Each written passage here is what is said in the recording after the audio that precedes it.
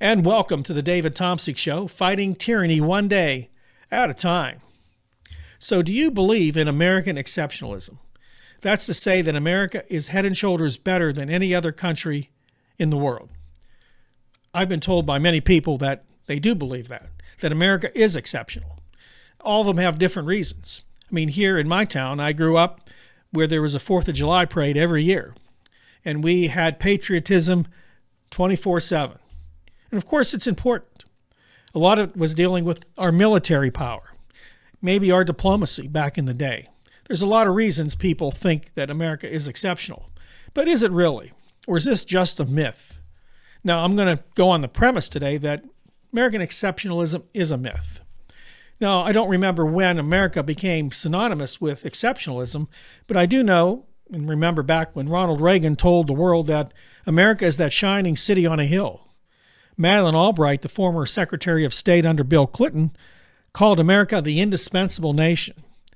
And I'm going to degrade my show here a little bit and quote Sean Hannity. America is exceptional. Its people are exceptional. He said that thousands of times on his show. I never liked him when I was a Fox fanboy, and I still don't really like him now. And I think it's bogus. But I digress. Now I'm going to give you a quick, cheap definition of the mythology of American exceptionalism. The myth of American exceptionalism is characterized by a belief in America's highly distinctive features, including its natural resources, revolutionary origins, and Protestant religious culture. However, some commentators argue that America's blindness to its own history has led to complacent nationalism and disastrous foreign policy. Okay, right there is the chink in America's armor. We are a militaristic empire. And I mentioned we are an empire. If you watched my video yesterday, and if you haven't, please go back and watch it. America is an empire. And we don't really have that heart for the world as we should, as the greatest nation on earth. Now, I've talked about on this channel why I believe America has become the great nation it is today. A lot of it had to do with our being able to be the last man standing after World War II. Whether it's a blessing or a curse, our dollar became the world's reserve currency, giving us a massive advantage over every other country. Our dollar then was used as the currency of choice for the sale of oil, purchasing oil through Saudi Arabia. We've had a lot of advantages here. Many people will tell me that's because God blessed America and it's the primary nation for God. I don't believe this and never will believe this. If you understand the words of Jesus, which I've talked about on this channel, it has nothing to do with what nation you belong to. It has to do with your relationship with Him. But I digress. So where do we get this whole ideology? It's been inbred in most of us, of course. Now, while researching this topic, I found a book written by David Swanson entitled Curing Exceptionalism. Now, in the book, Swanson tries to find empirical evidence that would prove whether or not the United States is truly exceptional. Now, it says here he ended up finding a lot of ways in which it was really poor compared to wealthy nations, and a number of ways it was near the bottom of the list. For instance, freedom and democracy, which are tied to claims of greatness.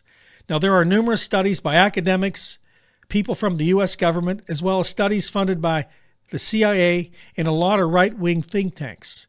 None of these people found that the U.S. was at the top of the list for freedom. How is that possible?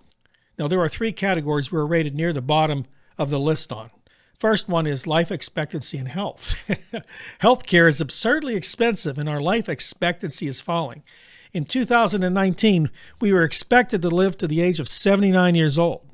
In 2021, that fell to 76 years of age. Incarceration and militarism. The U.S. has less than 5% of the global population and has over 25% of the world's prisoners. The U.S. has been at war pretty much constantly for 222 years out of the 239 years of our existence. You know that over the last 50 years, we've been at constant war, one way or the other. Number 3 is poverty. The OEC, which is the Organization for Cooperation and Development. It's a leading source of international statistical information on poverty and inequality. They found us to be 35th out of 37 countries in poverty. We're near the bottom of the list.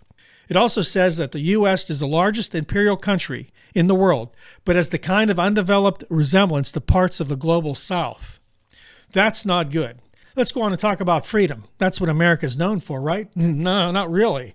Reporters Without Borders found that the U.S. ranks 43rd in terms of freedom of the press. That tells me a lot. And you see that's only getting worse. You see that's going to get worse under the Trump administration. And I'll be honest with you, I'm even disappointed with many of my colleagues here in the alternative news business. I think they are drifting farther and farther away from the truth and are finding a narrative they want to stay with. They refuse to talk about America as it really is. Many cling to the old narrative of how great America was. Well, good luck with that. Okay, finally, I want to read an excerpt from a writer named Stephen Walt. He's a professor of international affairs.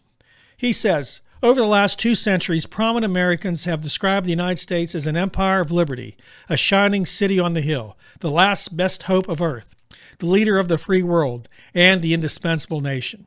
These enduring tropes explain why all presidential candidates feel compelled to offer ritualistic paeans to America's greatness and why President Barack Obama landed in hot water, most recently from Mitt Romney, for saying that while he believed in American exceptionalism, it was no different from British exceptionalism, Greek exceptionalism, or any other country's brand of patriotic chest thumping. Okay, that was cited in 2011. Here's my commentary. The United States is not an exceptional nation. It's a myth. We've never been exceptional. We've been great. We have power. We have an economy that's better than anybody's in the world as of now. But those things are starting to change. China is right on our heels. As far as the military, China and Russia, and even India, even Iran, are now able to challenge us on many fronts. We have to understand that America was designed to be that shining light on the hill. We were supposed to be the beacon of freedom, but instead we became militaristic. We became an empire, as Donald Trump wants to lay claims to Greenland and Canada, wants to lay claims to the Panama Canal. This is imperialism. This is something that we should not be doing, but America now needs to, because America is a failing empire. It needs to stay on top, and it needs more and more resources, more and more money, more and more debt to do so. America's in trouble, but no one wants to see it because what we hear is a narrative of how great we are and how everybody else in the world is an enemy, how everybody else in the world is a pariah wanting to take from us. This narrative will only cause war in the future and lead to civil unrest in our own country. We have to understand who we really are, who we really want to be, and we have to trust that we can make the right decisions if we're informed, if we understand where our position really is and what's at stake. Listen, it's all the time I have. I want to let you know that there's a new channel that I've launched. It's called Nights Around the Fire. It's going to be hosted by my friend Ashley Hamilton, and we're going to discuss all the mysteries that have plagued the world for decades, for centuries. I hope you join us. Again, it's Nights Around the Fire. I'll let you know on this channel when our first video is released. I hope you join us there. Outside of that, God bless you. Don't forget to like, subscribe, and share to our channel here. God bless you, and I'll see you next time right here on The David Tomsik Show. Remember, Nights Around the Fire. You'll enjoy it.